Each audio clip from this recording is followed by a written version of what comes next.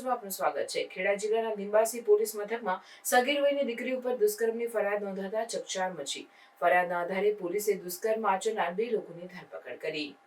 ગત ડિસેમ્બર માસમાં માતર તાલુકાના પુનાજ ગામમાં બકરી ચરાવવા માટે ઘરેથી નીકળેલી 14 વર્ષની દીકરી ઉપર તેના જ ગામના 2 નરાધમો દ્વારા દુષ્કર્મ ગુજાર્યું। ખેતરમાં ગયેલી દીકરીનો એકલતાનો લાભ લઈ પુનાજ ગામના રણજીતભાઈ મેલાભાઈ તળપદા તથા કિરણભાઈ લક્ષ્મણભાઈ તળપદા નામના 2 નરાધમોએ પોતાની હવસ સંતોષવા સગીર વયની દીકરીને ભૂખ બનાવી।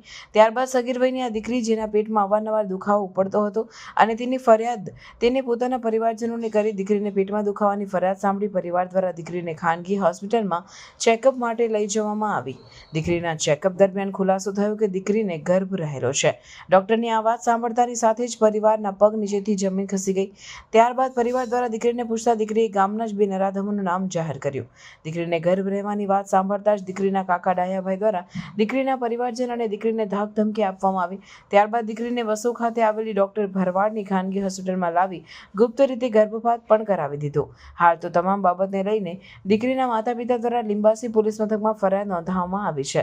લિંબાસી પોલીસે ઘટનાની ગંભીરતા જોતા ગણતરીના કલાકોમાં જ ગામના જ દુષ્કર્મ આચરનાર 2 નરાધમોની ધરપકડ કરી કાયદેસરની કાર્યવાહી હાથ ધરી છે। તો બીજી તરફ ગુપ્ત રીતે ગર્ભપાત કરનાર ડોક્ટર ભરવાડને પણ પકડવાના ચક્રો ગતિમાન કર્યા છે। ડોક્ટર ભરવાડની જો વાત કરવામાં આવે તો અવારનવાર આ ડોક્ટર ભરવાડ આ જ રીતના વિવાદોમાં આવેલા છે। ડોક્ટર ભરવાડની જો ધરપકડ થાય અને તટસ્થ રીતે તેની તપાસ થાય તો અનેક ચોંકાવનારા ખુલાસા પણ થઈ શકે તેમ છે।